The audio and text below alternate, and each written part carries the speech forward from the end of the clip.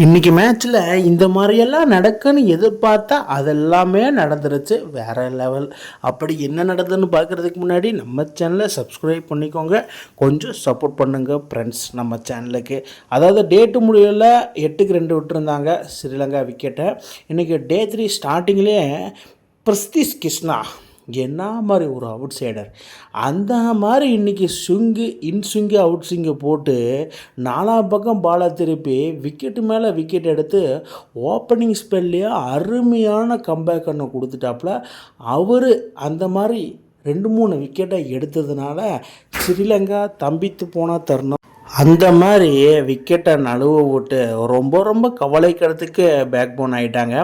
So day 3 lunch break முடியும் போது ஸ்ரீலங்கா 130க்கு 4 விக்கெட் இருந்திருந்தாங்க, 32 ஓவர்ஸ். அதில் சூர்யா வன்கரா அவர் 65 ரன் நாட் அவுட்லேயும், கமிந்து மெண்டிஸ் 32 நாட் அவுட்லேயும் ஆடிட்டு இருந்தாங்க. நல்ல ஒரு பார்ட்னர்ஷிப்பும் பில்டப் ஆகிட்டு இருந்துச்சு.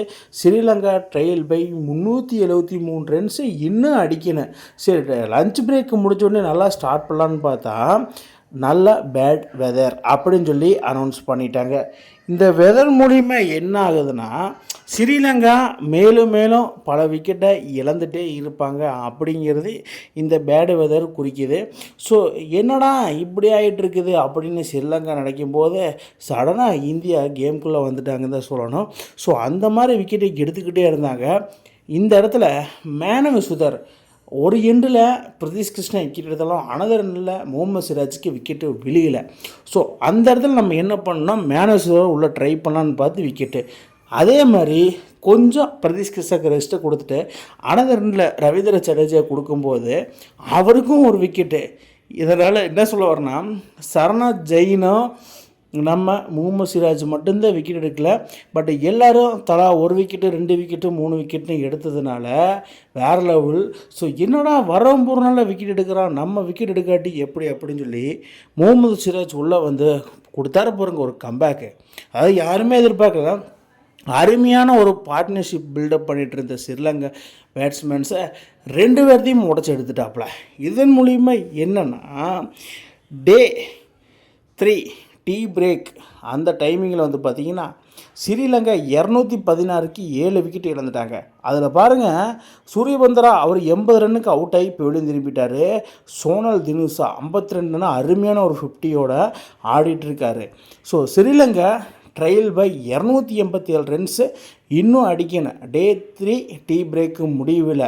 ஸோ 216 ரன் 7 விக்கெட் இருந்தப்போ இன்னும் 3 விக்கெட் என்ன ஹேண்டு. சோனல் தினசை என்னெல்லாம் பண்ண போகிறோன்னு பார்த்தா அனதர் ரனில் மீண்டும் இன்னொரு டெய்லண்டர் அவுட். டெய்லண்டரை வச்சு நம்ம விக்கெட்டு எப்படி எடுக்கிறது அப்படிங்கிற மாதிரி யோசனை பண்ணிட்டு தருவாயில் டக்குன்னு மேனேஜருக்கு போல கொடுத்து விக்கெட் எடுத்து தரமான சம்பவத்தை பண்ணி முடிச்சிட்டாரு நம்ம சுப்மன் கில். அதாவது சுப்மன் கில்லோட கேப்டன்சி அப்படியே விராட் கோலி ஜெராக்ஸ் மாதிரி இருந்தது. இந்த இதில் நான் சொல்லிக்க விரும்புகிறேன். அது என்னென்னா சோனல் தினுசா என்ன மாதிரி ஒரு கம்பேக்கு, என்ன மாதிரி ஒரு அவுட்ஸ்டாண்டிங் பேட்ஸ்மேன் நான் சொல்லி ஆகணும். ஏன்னா அவரோட இன்னிங்ஸ்லாம் பார்த்தீங்கன்னா வேறு மாதிரி இருக்குது. வெஸ்ட் இண்டீஸில் 92 ரன்னும், வெஸ்ட் இண்டீஸ் கூட மறுபடியும் 28 ரன், இந்தியாவோட 100, 84, 85 நாட் அவுட்டில் வேறு இருக்கார், இன்னும் ஆடிட்டுருக்காரு. ஸோ இன்னும் இன்னிங்ஸ் ஸ்ரீலங்கா சைடு முடியல. அந்த மாதிரி சோனல் தினுசா தனி ஒரு மனிதராக டெய்லண்டரை வச்சு கேமை வேறு லெவலில் கொண்டு போயிட்டுருக்காப்புல. ஸோ டே 3 ஸ்டெம்ஸ் முடிவில் பார்த்திங்கன்னா சோனல் தினுசா 137 பாலுக்கு 85 ரன்னு நாட் அவுட்டில் ஆடிட்டுருக்காப்புல. 85.4 ஓவரில் ஸ்ரீலங்கா 265 ரன்னு 8 விக்கெட் இழந்து இன்னும் ஆடிட்டுருக்காங்க. Sri Lanka trail by 238 runs. இவங்க ஆடுற விதத்தை பார்த்து நான் ஃபாலோன்னு கொடுத்துருவாங்க இந்தியா, இன்னிங்ஸ் தோல்வி கிடைக்கும் அப்படிங்கிற மாதிரி எதிர்பார்த்தேன். பட் அதெல்லாம் மீண்டுட்டார் சேனல் தினுசா. சரி, நாளைக்கு ஸ்ரீலங்கா என்னெல்லாம் பண்ண போகிறாங்க, இந்தியா விக்கெட்டு 2 விக்கெட் எடுத்து என்னெல்லாம் சம்பவம் பண்ண காத்திருக்காங்கன்னு உங்களுக்கு தெரிஞ்சால் கீழே கமெண்ட் பாக்ஸில் கமெண்ட் பண்ணுங்கள் மக்களே. இந்த மாதிரி இன்ட்ரெஸ்டிங் கிரிக்கெட் வீடியோவை தெரிஞ்சுக்க நம்ம சேனலை சப்ஸ்கிரைப் பண்ணுங்கள், லைக் அண்ட் கமெண்ட் பண்ணுங்கள். மேலும் மேலும் உங்களுக்கு வீடியோ வந்துகிட்டே இருக்கும்.